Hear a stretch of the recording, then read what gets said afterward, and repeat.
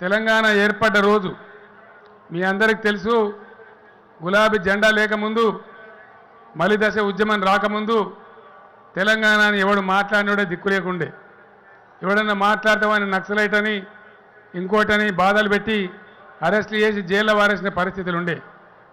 ఎప్పుడైతే తెలంగాణ ఉద్యమాన్ని మనం మొదలుపెట్టినామో ఆ రోజు నుంచే మొత్తం అంతా రాష్ట్రం యొక్క పరిస్థితి సమీక్ష చేసుకున్నాం. ఎన్నికలు అయిపోయినాయి. కాంగ్రెస్ పార్టీ వంచింది. మనతో పొత్తు పెట్టుకొని గెలిచి ఇక్కడ ఢిల్లీలో అధికారం పొంది 14-15 సంవత్సరాల పాటు మనం ఏడిపించింది తప్ప మర్యాదగా తెలంగాణ ఇవ్వలే. మీ అందరికి తెలుసా విషయం. మీ అందరి సాక్షిగానే ఉద్యమం జరిగింది. మీరు కూడా చాలామంది పాల్గొన్నారు.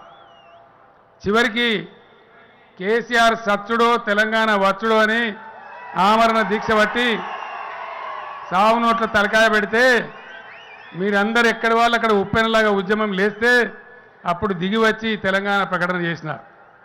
మళ్ళా కొంతమందిని ముందరకు ఎగదోసి రాజీనామాలు నాటకమాడి మళ్ళా ప్రకటన వెనుకకు తీసుకున్నారు. మళ్ళా తదనంతరం మళ్ళొక్క ఏడాది పాటు భయంకరమైన ఉద్యమం చేస్తే తప్ప మనకు తెలంగాణ వట్టిగా రాలే. మేము ఇచ్చిన ఇవాళ మాట్లాడడానికి కాంగ్రెస్ పార్టీకి సిగ్గు కూడా ఉండాలని మనవి చేస్తా ఉన్నా. ఎంతమంది ప్రాణాలు తీసుకున్నారు, ఎంతమందిని జైళ్ళల్లో వేసినారు. ఆనాడు చెరుకు సుధాకర్ని కూడా తీసుకెళ్ళి జైల్లో పెట్టి నిర్బంధించిన విషయం తెలంగాణ మర్చిపోలేదని నేను మనవి చేస్తా ఉన్నా.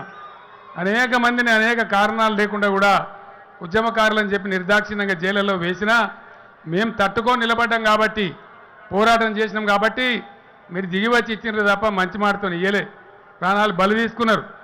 ఇక శంకరమ్మ గారి తల్లి ఇక్కడనే వేదిక మీదనే ఉన్నది.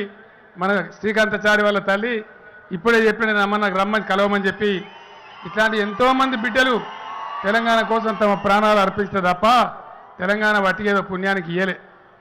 ఇవాళ వచ్చి ఇష్టం వచ్చినట్టు మాట్లాడతారు. ఆనాడు ఎక్కడ పండుకున్నాడో, ఆనాడు ఎక్కడెక్కడ ఎవరినెవరిని బూట్లు మోసినాడో, ఎవరినెవరిని చెంచాగిరి చేసినాడో ఇవాళ అప్పనంగా వచ్చి మాట్లాడతారు. దయచేసి మీరు ఆలోచన చేయమని నేను కోరుతా ఉన్నా.